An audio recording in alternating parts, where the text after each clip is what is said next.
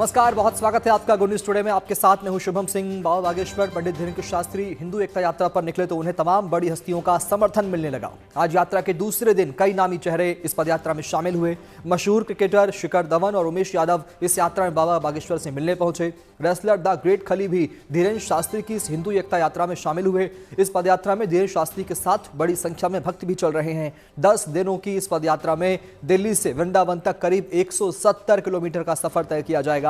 16 नवंबर को बांके बिहारी मंदिर पहुंचकर इस यात्रा का समापन होगा।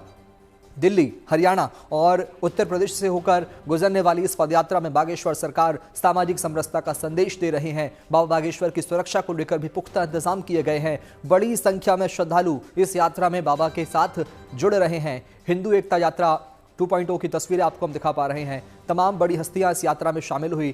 क्रिकेटर शिखर धवन पहुंचे, उमेश यादव पहुंचे, द ग्रेट खली ने भी बाबा से मुलाकात की और पदयात्रा में कई अनोखे भक्त भी नजर आए।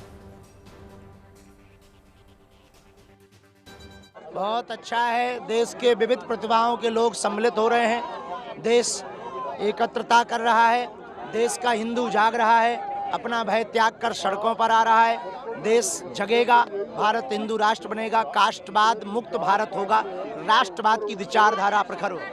यही तो भारत है, यही सनातन संस्कृति है जो सबको लेके चले, खेल का मेल करवाए, वही सनातन।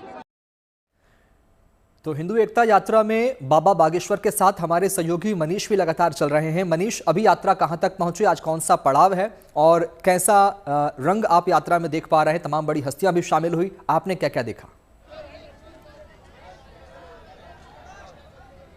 देखिए, बहुत सारे रंग हैं, लेकिन वो रंग सभी एक निश्चित रंग के नीचे आ रहे हैं, वो रंग है भगवा। और आप देखिए कि अभी जो आपको तस्वीर दिखाई पड़ेगी वो पदयात्रा में कम से कम सुबह से मुझे तो नहीं दिखाई पड़ी थी। अभी तक जय श्री राम के नारे थे, हर हर महादेव के नारे थे, लेकिन अभी भारत माता की जय के नारे लग रहे हैं। एक तिरंगा यात्रा निकल रही है, 108 फीट ये तिरंगा है और ये तिरंगा यात्रा फिलहाल इस पदयात्रा का हिस्सा बनी हुई है। और बहुत सारे लोग ना सिर्फ पदयात्रा में बल्कि अब इस तिरंगा यात्रा में भी शामिल हो रहे हैं। तो सुबह तक का जो माहौल था, दोपहर तक का जय श्री राम हर हर महादेव का, वहाँ फिलहाल अब भारत माता की जय भी हुई है। तमाम जो लोग हैं उनके साथ हम उनसे बात कर रहे हैं। कहाँ से आए आप लोग? हिंदुस्तान से, और हिंदुस्तान में ही रहते हैं और हिंदुस्तान के ही है, और हमारी पहचान ही हिंदुस्तान से। हमारा कोई नाम नहीं है, कोई धर्म नहीं है, कुछ नहीं है। जय श्री राम, जय श्री राम। देखिए, अब सवाल का जवाब भी आपको इसी तिरंगे के रंग में लगा मिलेगा। कहाँ से हैं? तो हिंदुस्तान से हैं। किस भावना के साथ आप लोग आगे बढ़ रहे हैं, क्या मकसद? हिंदू है, हिंदुस्तान के लिए लड़ेंगे और हिंदुस्तान बना के हिंदू राष्ट्र बना के रहेंगे। कितना बड़ा तिरंगा है? 108 फीट का। कहाँ से है आप लोग? हम लोग हिंदुस्तानी ही हैं, हिंदुस्तान के संग ये हैं हम। इस तिरंगा यात्रा के साथ साथ सनातन एकता की बात कर रहे हैं। आपको लगता है कि धीरेन्द्र शास्त्री जी एक जरिया हो सकते हैं उस काम के लिए? बिल्कुल होंगे, जरिया नहीं है, पूरा बन चुके हैं। और इससे आप देख रहे होंगे आप कितनी भीड़ आगे है और कितनी भीड़ पीछे है और कितनी है दशहरा ग्राउंड में। यही एक हिंदुत्व की पहचान है कि जो आज अपना सारा जुनून निकाल के हमारे 2 दिन से हमारे साथ है। आप जितने भी लोग सुबह से यहाँ पर जुड़े हुए थे, अभी तक देखे थे जय श्री राम के नारे थे, अब भारत माता की जय के भी नारे हैं। सभी लग रहे हैं साथ में, मतलब जैसे राष्ट्र का भी मतलब नारे लग रहा है और हमारे बागेश्वर धाम का भी नारा लग रहा है, राष्ट्र का भी लग रहा है। सब एक एक भाई, सब हिंदुस्तानी हैं, सब हिंदू हैं। क्या मैसेज देने की कोशिश? हाँ जी, क्या मैसेज देने? हमें हिंदुस्तान हिंदू राष्ट्र चाहिए, हमें गौ माता की रक्षा चाहिए। हम अपने राम जी के लिए नहीं सुन सकते गलत। हमारी भी फीलिंग्स है, हमारे भगवान का अपमान हम नहीं सहेंगे, हमें हिंदू राष्ट्र चाहिए। तो आप देख रहे हैं कि बहुत सारे लोग अलग अलग रंग में रंगे हुए यहाँ पहुंचे हैं। एक व्यक्ति और हमारे साथ में है, उनके हाथ में छोटा तिरंगा है, लेकिन वो पूरा आप देखिए कि भगवा के रंग से रंगे हुए हैं, यूं कहिए कि वो तिरंगे के रंग से रंगे हुए हैं। क्या नाम है आपका? मेरा नाम हरिओम है, मैं आगरा से आया हूँ। आगरा से आए? जी। आप उल्टा आ गए, मतलब आप वृंदावन तक? हाँ। तो अभी इस तरह से आना, पूरे दिन यात्रा करना मुश्किल नहीं होती? जब गुरुजी साथ हैं तो कोई मुश्किल नहीं है, गुरुजी साथ हैं तो कोई मुश्किल नहीं है। उनके साथ कदमों के कदम मिला के चलना है हमको गुरुजी के साथ, और हिंदू राष्ट्र बनाना है। अब ठंड भी आ रही है, मौसम बदल रहा है। हाँ, वो रात को नहाऊंगा, फिर कपड़े भी पहनूंगा, सर्दी भी लगेगी, ऐसी बात नहीं है। देखिए आप इतने सारे जो लोग हैं, बताइए। दुनिया में कोई भी चीज आसान नहीं होता, उसको आसान बनाना पड़ता है। सबसे पहले अकेला ही चलना पड़ता है, इसके बाद सब अपने आप साथ में लेकर के आ जाते हैं। सबकी अपनी भावनाएं हैं, बिल्कुल मनीष, सबकी अपनी अपनी भावनाएं हैं, अपने अपने उत्साह के साथ यात्री इस यात्रा का हिस्सा बन रहे हैं, श्रद्धालु। लेकिन एक बड़ा सवाल ये कि यात्रा कहां तक पहुंची आज दूसरा दिन है, कितने किलोमीटर का सफर तय कर लिया है बाबा की इस यात्रा ने आज, मनीष? देखिए अभी हम जहां मौजूद हैं ये फरीदाबाद का पाली इलाका है। यहाँ पर दोपहर में यात्रा को रुकना था, यहीं पर जो तमाम सारे लोग हैं, VVIPs हैं, खुद धीरेन्द्र शास्त्री हैं, उन्हें यहाँ पर लंच करना था और लंच के बाद पदयात्रा फिर से शुरू होनी थी। तो अब लंच के बाद ये पदयात्रा शुरू हुई है। मुश्किल से लोग 500 मीटर आगे आए हैं, लेकिन अभी इन्हें दूर जाना है। लगभग यहाँ से 6 किलोमीटर दूर दशहरा मैदान है, वहाँ तक पहुँचेंगे, फिर रात्रि विश्राम वहाँ होगा और फिर कल से वहाँ से यात्रा होगी तीसरे दिन की, उसकी शुरुआत की जाएगी। तस्वीर आपको ये भी रास्ते में दिखाई पड़ जाएगी कि जगह जगह जहाँ भी राम भजन बजते हुए दिखाई पड़ते हैं, आपको ये लोग नाचते हुए मिल जाते हैं। हालांकि पदयात्रा लंबी है, लोग चल रहे हैं, लगातार थक रहे हैं, लेकिन उनकी थकावट में आपको कोई भी दिक्कत उनके चेहरे पर दिखाई नहीं पड़ती। और ये जो आप खास टोपी देख रहे हैं, आप जानते हैं कि ये लोग यहाँ के नहीं हैं, ये सभी नेपाल से आए हैं और ये चाहते हैं कि जैसे भारत में हिंदू राष्ट्र की बात हो रही है, नेपाल के लिए भी वही बात हो। नेपाल से आए आप लोग? जी, इसी तरह हम नेपाल से जानकी माता के स्थान से आए हैं। नेपाल से यहाँ क्यों? हिंदू यात्रा करने की, हिंदू पदयात्रा सनातन धर्म के लिए आए हैं, और जो राम के नहीं वो किसी काम के नहीं, इतना समझ लेना भैया। सीता माता के इलाके से आए हैं आप लोग? जी, सीता माता के इलाके से आए हैं आप लोग?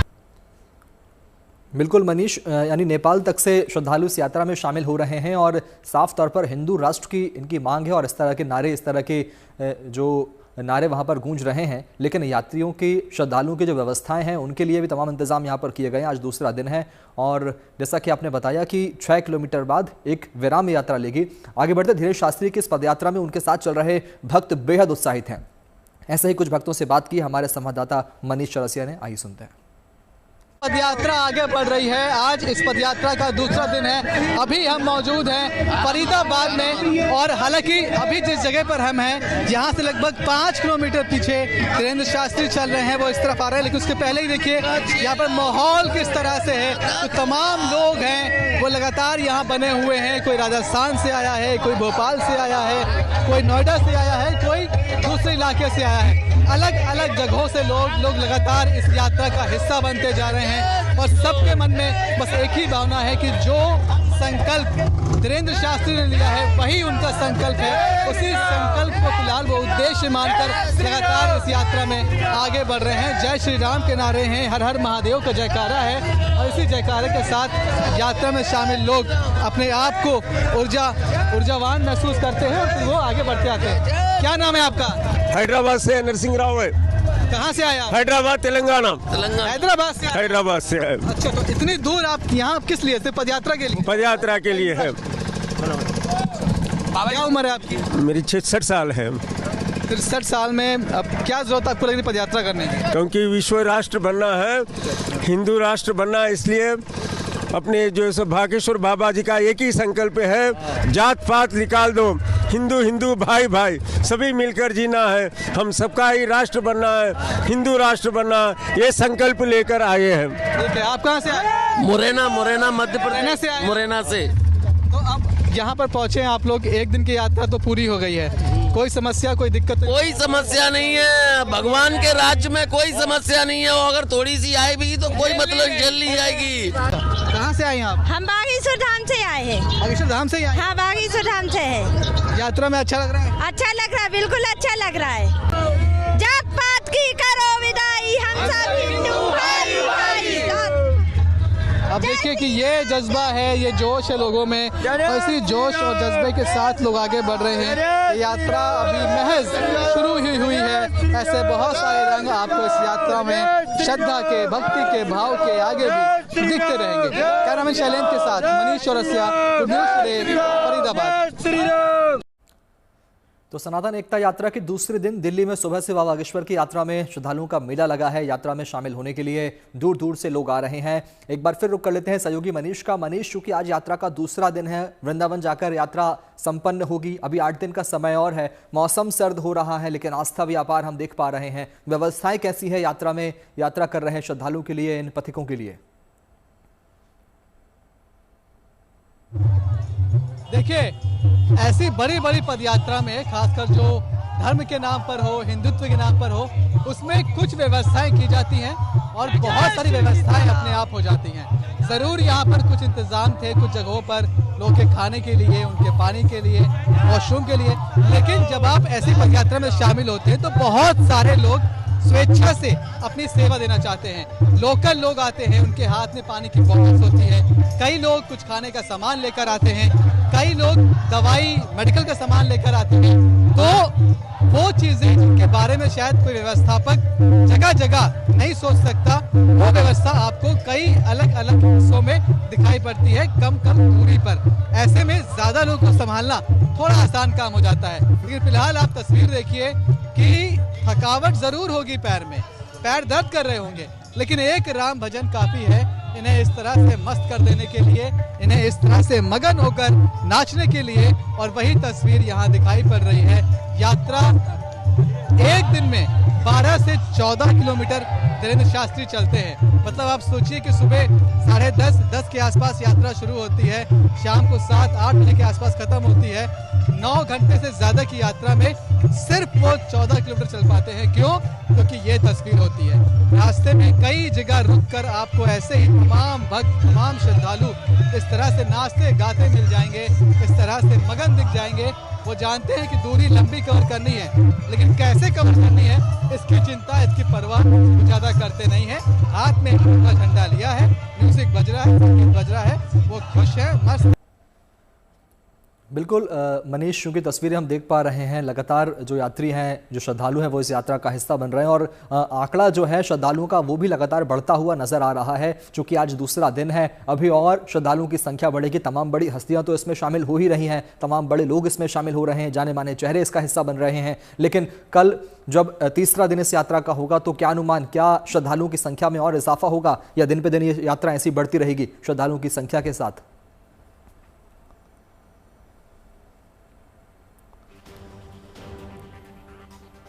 तो सनातन पदयात्रा की तस्वीरें आप देख रहे हैं। यात्रा दूसरे दिन दिल्ली में सुबह से बाबा बागेश्वर की यात्रा में श्रद्धालुओं का मेला लगा हुआ है। यात्रा में शामिल होने के लिए दूर दूर से श्रद्धालु यात्रा में शामिल हो रहे हैं। जय जय श्री राम के नारे सुनाई पड़ेंगे, बागेश्वर धाम की जय की सुनाई पड़ेगी। और इस वक्त हम जहां मौजूद हैं, ये फरीदाबाद की एक जगह है, यहाँ एक बड़े से हनुमान मंदिर है और यहीं पर कुछ ही देर में बाबा बागेश्वर को, धीरेन्द्र शास्त्री को पहुंचना है। अभी वो इस जगह से लगभग 5 किलोमीटर दूर है, पैदल आ रहे हैं। मतलब आप समझिए कि उन्हें यहाँ तक पहुँचने में कम से कम आधा पौन घंटा लगना है। लेकिन उसके बावजूद आप यहाँ की भीड़ देखिए, यंग नजाद के जो उनके सारे प्रशंसक हैं, जो उनके लोग हैं, वो किस तरह से लगातार इस यात्रा में बने हुए हैं। और हम जब अभी 5 किलोमीटर आगे खड़े हैं तो यहाँ पर भी इतनी भीड़, तो आप सोचिए उनके साथ कितनी भीड़ चल रही है। लेकिन बहुत सारे भक्त यहाँ पर हैं, श्रद्धालु हैं, लेकिन एक अनोखे श्रद्धालु से आपको मिलाते हैं। ये भाई साहब कृष्णा ठाकुर जी हैं और ये नेपाल से आए हैं। बकायदा नेपाल से पहले दिल्ली तक पैदल आए और फिर अब दिल्ली से वृंदावन तक पैदल यात्रा में शामिल हुए धीरेन्द्र शास्त्री जी के। आप नेपाल से आए हो, आप तो शुरू से ही सोच कर आए थे कि धीरेन्द्र शास्त्री जी के साथ जाना है या फिर बाद में प्लान चेंज हो गया? नहीं, हमारा शुरू से ही सोच था। गुरु जब जो अथी डेट निकाले ना कि दिल्ली से वृंदावन तक जाना है, तो हम उसी दिन प्लान बना लिए थे। अच्छा, आप गुरु मानते हैं? हम मेरा गुरु जी है। वो जो संकल्प लेता है ना, तो हम उस संकल्प पर जो है ना चलने का एकदम मुंड बना लेते हैं। जो संकल्प वो लेते हैं उसे आप अपना संकल्प हो जाता है। हाँ हाँ हाँ हाँ। ठीक है। अब यात्रा में आप जा रहे हैं, अभी तक कोई दिक्कत तो नहीं हुई? कोई दिक्कत नहीं हुई, कोई दिक्कत नहीं। खाने पीने की व्यवस्था है, हर जगह अच्छी हुई है, कोई दिक्कत नहीं, परेशानी कुछ भी नहीं है। सारी व्यवस्थाएं हैं, कोई टेंशन करने की जरूरत नहीं है और खाना पीना सब व्यवस्थित चीज है, रुकने की। मन में क्या भाव लेकर चल रहे हैं आप लोग, क्योंकि बहुत लंबी यात्रा है पैदल? सनातन धर्म, हिंदू एकता। हम सब ये यहाँ पर पुरुष से एकदम से एक महिला आई है, आइए कैमरे के सामने आइए आप, और बोले कि इतने कमजोर नहीं कि पैदल चल ना पाए। बोलिए, पैर मजबूत है? बहुत मजबूत है, ताकत है इनमें, ऐसे ही नहीं है। 10 दिन से बुखार में पड़ी हूँ, पर यहाँ आने के बाद में एकदम फिट हूँ मैं। कहाँ से आई हैं? बुलंदशहर जिले से।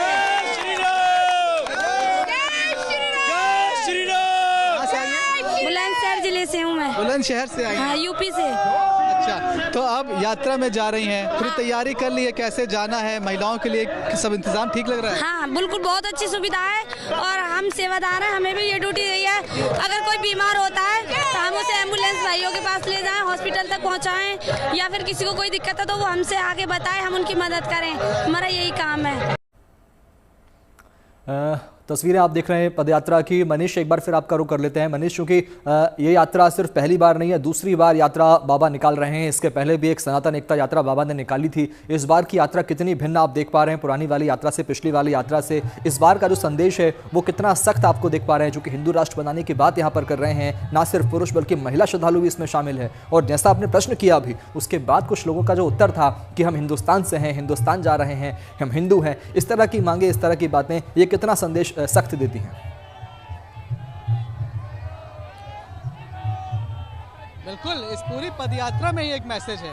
आप सोचिए कि अमूमन अगर वो सिर्फ मध्य प्रदेश में यात्रा करते हैं या किसी और इलाके में यात्रा करते हैं तो वहाँ पर आपको उसी इलाके के लोग मिलते हैं, लेकिन जब आप दिल्ली एनसीआर में पहुँचते हैं, जब आप दिल्ली से होकर निकलते हैं, फरीदाबाद से होकर निकलते हैं, हरियाणा से होकर निकलते हैं, तो आप जानते हैं कि दिल्ली एनसीआर वो इलाका है जहाँ पर देश के हर राज्य का आदमी आकर बसता है। और जब वो आदमी अलग अलग राज्य का आकर इस पदयात्रा में जुड़ता है तो यहाँ से एक संदेश लेकर, इस पूरी पदयात्रा की भव्यता लेकर वो अपने राज्य के लोगों को बताता है। तो कुल मिलाकर यहाँ से जो प्रचार प्रसार है, जो संदेश है, वो ज़्यादा तेज़ी से फैलता है।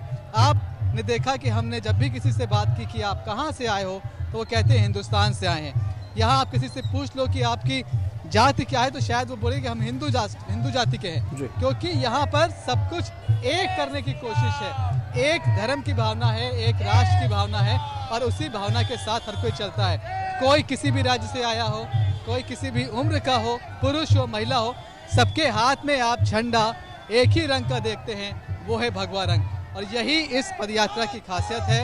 ये संदेश लगातार सभी को देने की कोशिश है कि आप अभी भी अगर इस यात्रा से नहीं जुड़े हैं तो आपको जुड़ना चाहिए, क्योंकि हम राष्ट्र को एक करने की बात कर रहे हैं, लोगों को एक करने की बात कर रहे हैं, जाति के नाम पर जो लोग बटे हुए हैं उन्हें एक करने की बात कर रहे हैं। आप देखिए कि एक तरफ पदयात्रा चल रही है और दूसरी तरफ जो इलाके के लोकल लोग हैं, जो यहाँ आसपास रहते हैं, वो भी इस पदयात्रा को कम से कम देखने के लिए बाहर तो ज़रूर आए हैं। धीरेन्द्र शास्त्री के उन्हें एक बार दर्शन हो जाए, उसके लिए लोग बाहर आए हैं, अपने घरों से निकले हैं।